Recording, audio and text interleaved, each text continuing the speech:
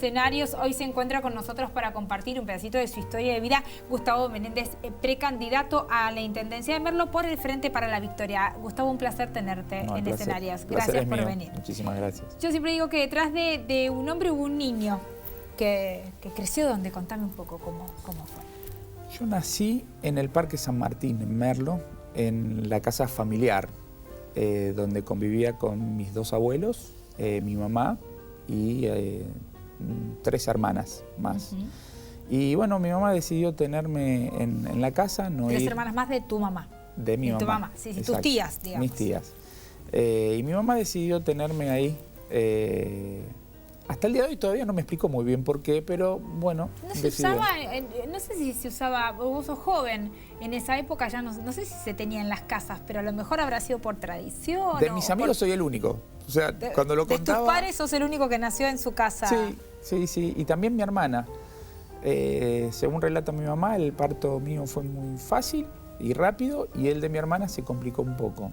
Yo me acuerdo de ese día... Sin peridural, eso, ni esas cosas no le preguntaste a tu madre, no sé si se preguntan. Sé que venía una partera que se llamaba María Luisa, y que el médico obstetra le decían el Rusito, Wallstein, donde todos ahí en el Parque San Martín nacíamos de la misma mano. Y me acuerdo que hubo alguna complicación, pues yo era chiquito, tenía 3 años y medio, 4 cuando nació mi hermana. Y veía mucho movimiento, intentaba colgarme de una de las ventanas, la que daba a la habitación de mi mamá, para ver qué pasaba, y obviamente que me mantenían alejado. Fue un parto un poco más complejo, pero bueno, terminó todo a buen puerto. Acá están los dos. Bueno, y rodeado de familia, de los abuelos, que yo siempre digo que no tienen la responsabilidad de criarnos, sino de maleducarnos, digamos, de alguna forma. ¿Cómo era tu niñez? Contame, ¿ibas al colegio? Mira, ahí en el Parque San Martín vivíamos al lado del Club Pitágoras. Por lo tanto, la vida social en aquel momento era bien diferente, donde los vecinos compartían tardes en la vereda, los carnavales también muy populares, los días del niño. Uno de los primeros recuerdos que tengo en mi infancia es haber ganado una carrera de triciclos. Una carrera de triciclos organizada por la Sociedad de Fomento, y que, bueno, me regalaron un trombón. Va a saltar la ficha de la edad, de Gaby Fofó Miliki. Igual te voy a decir, está bien, igual te voy a decir algo. Ya lo de la carrera de triciclos es la primera vez que lo escucho en 10 años de escenarios, así que no, igual soy muy joven. En la calle. Y después me acuerdo, ese fue el momento de felicidad. Sí, todo el barrio. Todo el barrio. Y ese fue el momento feliz, el momento que a mí no me gustaba perder ni a las bolitas. También había otra, esto también te va a llamar la atención, había como un hilo, como una tanza de lado a lado de la calle, y en el medio un montón de manzanas caramelizadas con caramelo, entonces vos tenías que comerla, la competencia era comerla sin las manos. Bueno, ahí perdí. Ahí perdiste. Sí, y no me gustó qué disgusto habrás tenido tu madre, ¿no? Me imagino. No me gustó nada. Mira, nunca tampoco escuché eso. Sí, lo de la manzana caramelizada de la plaza histórico, ¿no? Del que iba con el carrito y el pochoclo y esas cosas, pero competencia de comer manzana caramelizada. Bueno, después carrera de embolsados, ese tipo de cosas. Eso ya sé. O 2 niños haciendo la carretilla, uno caminando con las manos y el otro de atrás. Bueno, yo era ya en esa, que te digo, tenía 4 o 5 años, era muy chico. Y bueno, era todo en el club. Me cortaba el pelo en el club, me tenían que pagar porque no me quería cortar el pelo nunca. Ya entonces, tenían que negociar algo con vos de entrada. Tenía que mi mamá comprarme un alfajor, una cosa así para que vaya. Y bueno, la vida ahí era muy, muy linda. A veces uno mira para atrás y compara con este presente. ¿Viste que el Papa habla de la globalización de la indiferencia? Sí. Bueno, y que contrarrestar eso con la revolución de la solidaridad. Bueno, en aquel momento la sociedad parecía como mucho más solidaria y estaban encima. Mira, mi abuelo... ¿Crees que era más solidaria o más vinculada, que son cosas distintas? También. Porque viste que a veces esto de, ay, sí, pasame arroz o esto, pero tenía más que ver con el vínculo que con una necesidad concreta de ser solidario con el otro. A lo mejor sí, porque somos solidarios. Nos falta, pero somos solidarios de base. Sí, yo creo que sí. Sí, eso subyace y que cuando alguien necesita algo, sí, ¿no? Me parece que sí. Sobre todo, lamentablemente, en catástrofes como hemos vivido con inundaciones y demás. Pero digo, esto de vincularse de otra forma producto de la seguridad que había. Sí. Porque a vos hoy te golpean la puerta de tu casa y no la abrís. Sí, y en ese momento sabías da miedo a veces. Claro. da más miedo que a veces, digamos, pero en esa época te golpeaba la puerta o te gritaban de afuera y sabías quién te estaba tocando la puerta, o como mucho no lo conocerías, pero sería un vecino más, ¿o no? Sí. Era otra época. Sí, es verdad. Yo te cuento... Vivías en la calle. Esto, exacto, nos criábamos ahí en el club, en la calle, no... Estaba todo tranquilo, no había posibilidades de que pase algo. Claro, sí, sí, sí. Y te decía esto de la solidaridad, mi abuelo, en realidad él se autodefinía como guitarrista, cantante y bailarín, pero él era posero, hacía pozos, ¿no? Y tenía un carro. Y te digo que la mayoría de los embarazos del barrio terminaban arriba del carro de mi abuelo, que él lo llevaba hasta el hospital. Corriendo, él era el que sacaba la emergencia, era la ambulancia... Sobre todo en los días de lluvia, que en realidad los autos les costaba porque eran calles de tierra en ese momento. Sí, sí, sí. Bueno, y mi abuela era enfermera, también de asistir a casi todo el barrio, ¿no? A casi todo el barrio. ¿Cómo son estas cosas? ¿Eras travieso? Mira, mi mamá dice que era buenísimo. La verdad que a mí... Más que frustrarte un poco si te iba mal en algún juego, que esto que te enojaba, pero que eras bueno, eras... Sí, a veces era de escaparme e irme a la casa de unos primos, que éramos inseparables por aquella época, entonces a veces me escapaba y la verdad que ligaba algún reto y algún chirlo con alguna de esas escapadas. Sí, sí. Quedaba a 3 cuadras. Tampoco era tan lejos. No, era toda una aventura igual porque tenía que pasar por el taller de mi tío, que era mi padrino, que quedaba a 1,5 cuadras. Entonces yo me acuerdo que me agachaba, iba como gateando por el campo para que no me viera mi tío que estaba yendo para la casa, iba solo. Y la verdad que me descubrían siempre. Sí, sí, me imagino. La estrategia no era muy buena, digamos. No. Ah, bueno, pero travieso no, cosas de la niñez, digamos, no eras así como revoltoso. ¿Y estudioso? Mira, la verdad que... Fue en la etapa de la universidad donde recién me volqué. Acomodaste. Porque en la primaria, bien. Justo con un cambio porque había perdido el trabajo, mi mamá, aquella época de la dictadura y todo eso, que se sufrió bastante, ¿no? Y que nosotros también lo sufrimos. Tuve que cambiar de escuela en la primaria. Sí. Iba a una escuela ahí en San Antonio de Padua. Ya para ese momento me había mudado del Parque San Martín. Sí. Y a lo mejor ahí terminar en otro lugar dando casi materias libres y demás, que costó un poquitito. Sí. En la secundaria me dediqué de lleno a lo político. Mi mamá no sabía qué hacer para que no, porque ella es militante política de toda la vida. Bueno, militante gremial. Así fue como lo conoció tu papá, porque, bueno, vamos a contar brevemente la historia de tu padre en la vida de tuya y de tu hermana, ¿verdad? Porque son los dos, tu hermana y vos son hijos del mismo papá. Sí. Contanos brevemente. Se conocen en la militancia. Tienen una relación de mucha atracción por compartir la pasión de la política. Y bueno, lo que tienen muchas compañeras y muchos compañeros en la política es que son incondicionales, básicamente cuando uno lucha por lo que sueña y demás. Bueno, producto de esa militancia se armó una pareja que era, bueno, de compartir tanto tiempo juntos. Cuando mi mamá queda embarazada de mí, mi papá blanquea un matrimonio anterior, que todavía existía. Y entonces ahí, como se dice en términos futbolísticos, mi mamá sacó la tarjeta roja directa y bueno, y decidió tenerme sola. Una decisión muy valiente para la época. Sí. Mi mamá era como una mujer fuera de lo común. Porque fumaba en público, porque andaba en moto, porque hacía política, porque era delegada rebelde, gremial. Así que mucho después no podía decir si los hijos le salían así un poquito revoltosos, no podía quejarse tanto, digamos. Era una vanguardista de la rebeldía, si querés. Así la definen también los compañeros de la época de ella. Sí. Y bueno, decidió seguir adelante con este embarazo sola, darme el apellido de ella. Imagínate que antes, en la escuela, me pasaba a mí en la secundaria, decir que eras hijo de padres separados era un escándalo. Imagínate si encima eras hijo de una mamá soltera, que tenías el apellido de ella y que, bueno, eran momentos que hoy los recuerdo bien, me despierta una sonrisa, ¿no? Las preocupaciones de ese momento. Los niños son saludables, creo que más tiene que ver muchas veces con los padres, porque los niños esas cosas no las evalúan, son los padres y esto del qué dirán y la época y demás, pero también muy, muy fuerte tu familia materna, ¿no? Apoyándola a tu mamá incondicionalmente, todo el tiempo. todos sus hermanos, tus abuelos, esto de, bueno, y después en una de esas reconciliaciones que tiene tu madre con él, porque el amor sucede y estas cosas pasan y es así, nace tu hermana y bueno, finalmente después nace mi hermana, sí, y promediando el embarazo hay una ruptura que después fue definitiva. En la pareja y bueno, quedamos mi hermana y yo a cargo de mi mamá. Que bueno, la figura de ella se agiganta porque todo lo que somos, ¿no? Referente. Es nuestro gran referente. Sí.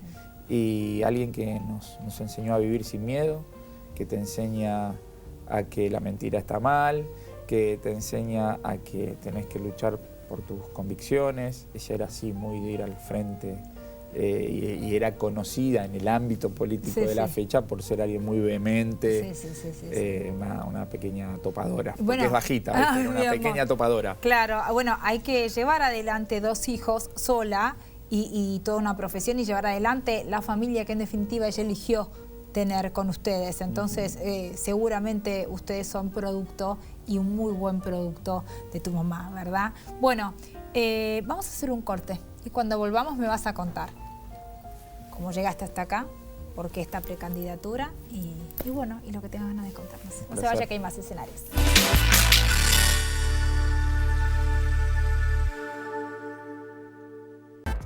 Tenemos una legislatura más participativa, más comprometida con la ciudad.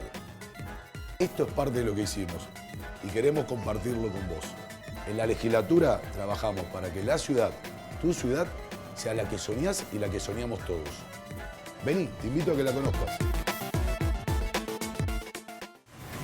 Ay, de la vidriera no. ¿Me traes una del depósito? Claro, en el fondo, sí. Disculpame, ¿no me bajás un poquito el volumen? Sí, te llamo de la habitación 302. Mira, las almohadas son durísimas. ¿Me las podrán cambiar? Decirle al cocinero que la pasta estaba poquito salada. Si somos exigentes con todo, ya es hora de ser exigentes y pedir la factura. Ay, tráeme la factura, por favor. Porque dar factura es una obligación, pedirla es tu compromiso y exigirla tu derecho. Así podremos tener más unidades de pronta atención, más policías en las calles y más recursos para la educación. Buenos Aires activa como nunca. Gobernación Daniel Scioli y ARBA. Nuestro desafío, ¿cuál fue? Acercar la salud a la gente y la gente a la salud. Por eso creamos UPA 24 horas. Buenos Aires, Gobernación Daniel Scioli.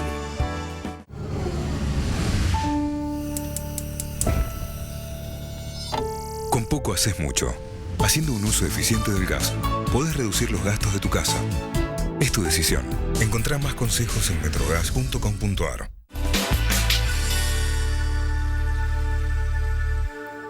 Bueno, tu mamá relegaba de que vos en la primaria no te costó tanto. Hiciste lo que había que hacer y ya. Hubo un par de modificaciones cuando tuvieron que, por cuestiones económicas, trasladarse y vivir a otro lugar, esto de tener que acomodar las materias y demás.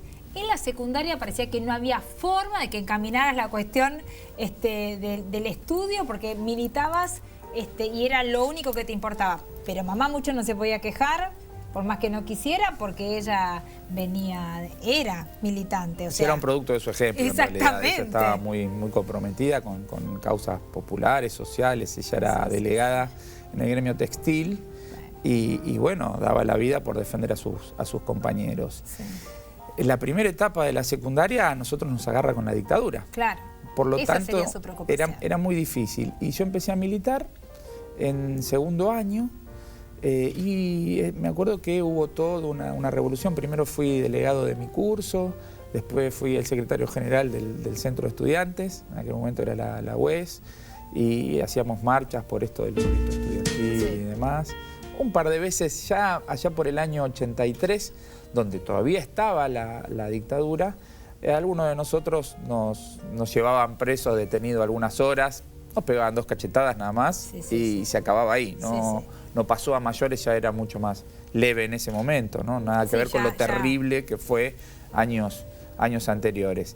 Y bueno, por más que mi mamá intentaba desviarme de ese camino, el bichito, la bacteria estaba instalada en el corazón. Y bueno, Trabajé durante todo ese tiempo en la secundaria, pasé a la universidad, donde milité en el peronismo universitario. ¿El derecho o bueno, la abogacía lo elegís desde esto de verte en la política o porque te gustaba esto o era una herramienta vos considerabas para la justicia social, para que las cosas fueran como debían ser y demás? ¿O realmente te gustaba? Y por ese momento teníamos solamente pensamientos románticos respecto de la justicia. Y esto de ser auxiliar de la justicia desde el derecho me seducía muchísimo.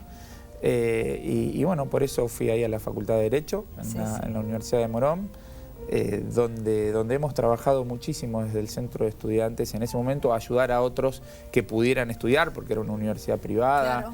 Claro. Tratábamos de conseguir la mayor cantidad de becas para que muchos chicos que tenían imposibilidad de poder concurrir pudieran hacerlo. Y después, desde ahí, desde el centro de estudiantes de Derecho, empezamos la militancia territorial también. ¿Ya te veías, digamos, como político?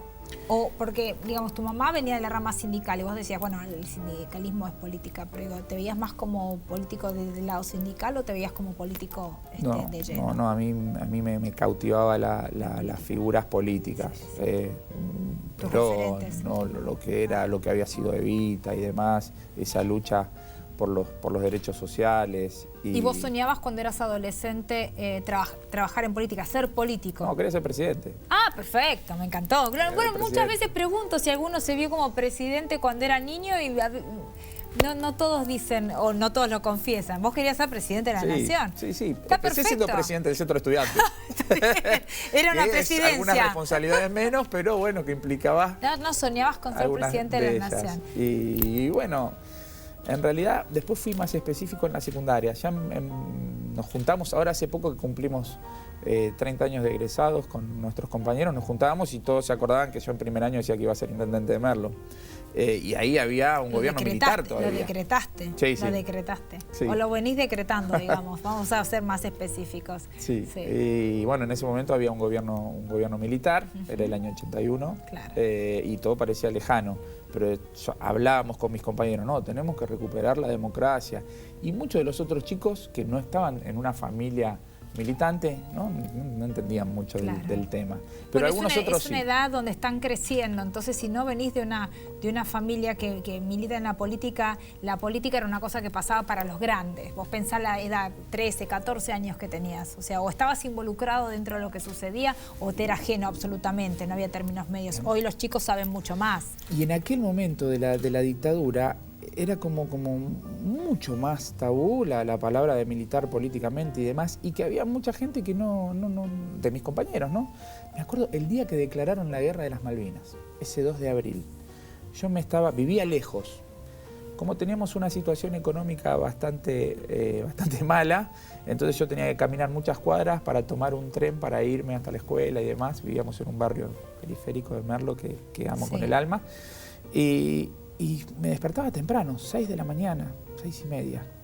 Entonces ahí relataban en la radio, no teníamos tele en ese momento, no porque no había tele por todos lados, pero nosotros no teníamos la posibilidad de tenerla, y lo escuchaba en la radio.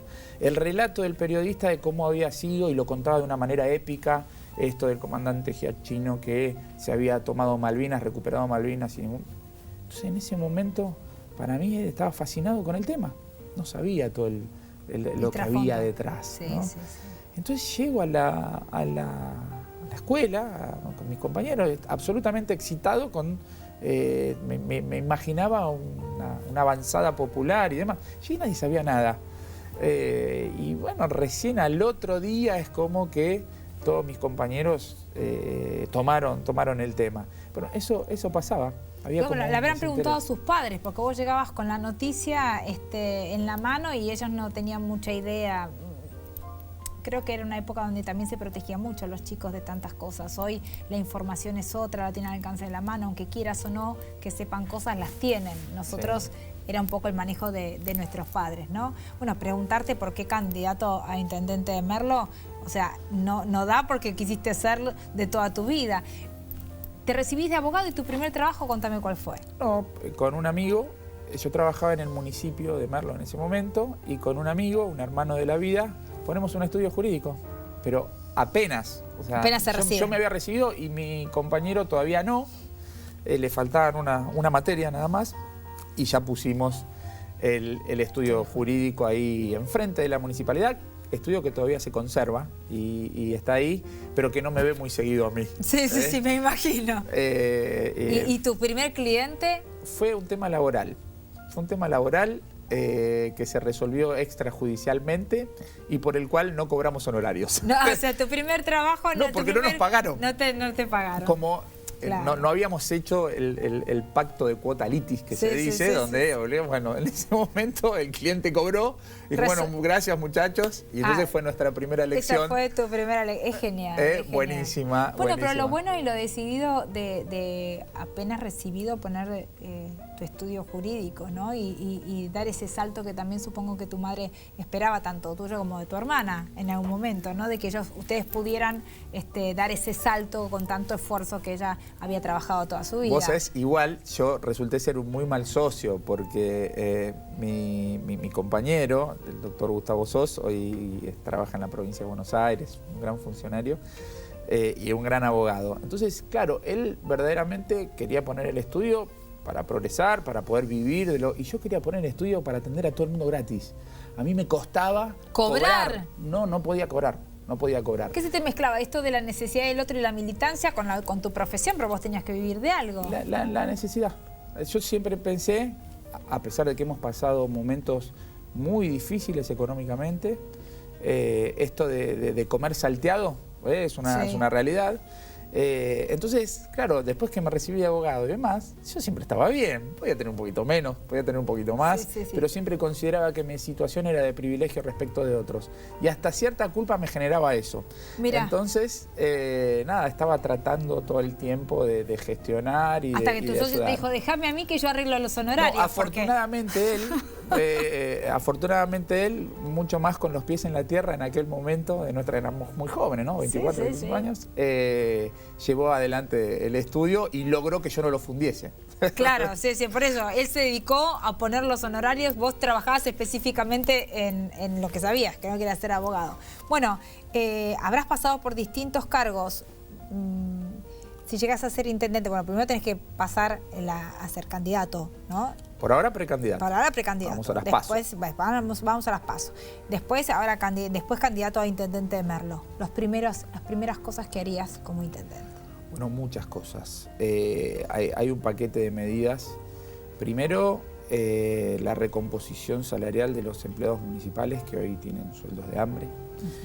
Durante 24 años que nos gobierna el mismo intendente, nunca dio una paritaria, nunca se sentó a discutir en un plano de igualdad con los trabajadores ni las condiciones de trabajo ni el sueldo, ¿no? Ni el sustento. Y verdaderamente hoy son sueldos muy bajos que no permiten vivir y hubo una degradación de la función pública. Cuando vos decís soy municipal hoy, verdaderamente la gente lo relaciona con adjetivos calificativos que no son lo que uno quiere. Sí. El antiguo empleado municipal, que era un ejemplo de servicio, de eficiencia y demás, bueno, debemos recuperarlo. Después... ¿Hablas como la imagen esto de... si trabajas en el Estado sos corrupto o de venido también, abajo producto de... También, no solamente... Porque viste que cada intendencia es como... Tiene necesidades distintas, cada municipio tiene necesidades diferentes. Por eso te preguntaba las primeras medidas dentro del marco. No exclusivamente. Pero... Y después tenemos algunas necesidades urgentes en Merlo, por ejemplo, nuestro sistema de salud pública, que es absolutamente expulsivo. Y que cuando un sistema de salud no funciona a nivel municipal, que es el primer mostrador del estado de la municipalidad. Sí. La gente va y golpea al intendente, va al hospital de su zona, todo es así. Bueno, cuando un sistema de salud es expulsivo, genera muerte, aunque resulte durísimo el término muerte.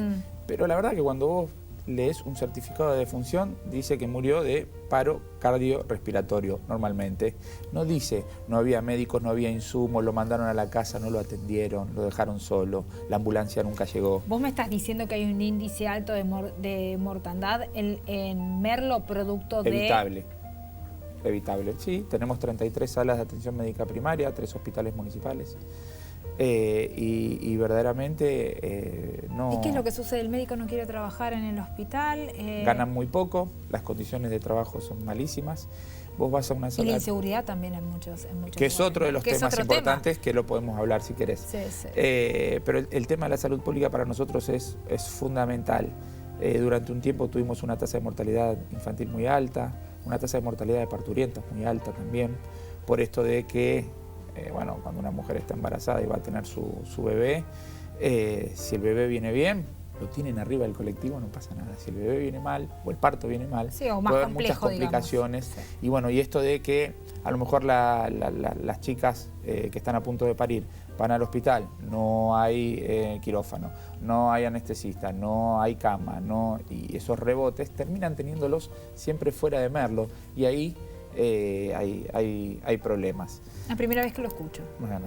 que realmente los hospitales en Merlo estén en estas condiciones y que la gente tenga que salir, ya calculo que directamente no van, porque si saben que este es el proceso, tendrán previsto ir a otros hospitales. Las salas de atención médica primaria, que es como el primer mostrador de la salud pública, sí, que está ahí cerquita, porque está cerquita de la gente, bueno, si no tenés médico, o tenés un médico una vez por semana o 2 veces por semana para una población de 20.000 personas que viven alrededor, y vos vas a sacar turno a las 4 de la mañana y dan 5 turnos y vos tenés en el barrio 1000 chicos con necesidad de ser atendidos, entonces es muy difícil. La salud pública es un eje fundamental porque no es un gasto. El concepto del gasto en la salud pública es erróneo, es una inversión. Sí, por supuesto. Es una inversión. Entonces, para nosotros es prioritario. Después, otra de las cosas importantes para nosotros es hablar de la agenda del desarrollo. Merlo en los últimos años ha perdido miles de puestos de trabajo, miles. Hemos tenido empresas multinacionales importantes, hemos tenido una matriz industrial importante, una matriz productiva importante, una matriz comercial. Tenemos miles de comercios menos que los que teníamos hace 20 años activos. Y verdaderamente el desarrollo viene si hay oferta laboral, que es la punta del ovillo de que una sociedad arranque. Tal cual. No va a haber oferta laboral si no hay inversión. Y no hay inversión si no hay seguridad jurídica. Claro, si no están las condiciones dadas, eso te iba a preguntar. Cuando los inversores terminan siendo rehenes de la política, esos inversores desaparecen y ellos están dispuestos a competir con las leyes del mercado. Tenés un buen producto a un buen precio, te va bien. Ahora no con un Estado que hace lo imposible para transformarse en un socio, ¿no? Por lo tanto, pasan años que no dan las habilitaciones, no son muy bien tratados. Y después, el tema político subyacente permanentemente. Si vos no pensás como yo, te arruino, te cierro, te clausuro, y verdaderamente esas cosas que pasan en Merlo es el combustible que nosotros utilizamos para querer cambiar. Gustavo, se nos terminó el tiempo. Un placer haberte tenido en escenarios. Gracias por compartir tu historia. Como decimos a todos los candidatos, les deseamos lo mejor, primero en las PASO y después en tu candidatura. Y ojalá si te toca ser intendente de Merlo, puedas aplicar todas estas cosas con el mismo compromiso y pasión que tenés para contarlas. Gracias por venir. Bueno, gracias, fue un placer tenerte. Muchísimas gracias. Estamos en manos de los vecinos y como me dijo el Papa Francisco, que estuve unos minutos el año pasado, el tiempo de Dios es perfecto y todo llega, ni un segundo antes ni un segundo después. Gracias, me encanta. Gracias por venir. Usted ya sabe, la cita es aquí todos los martes a las 18 horas y como le digo siempre, muchas gracias por estar del otro lado. Don't know why I didn't come when I saw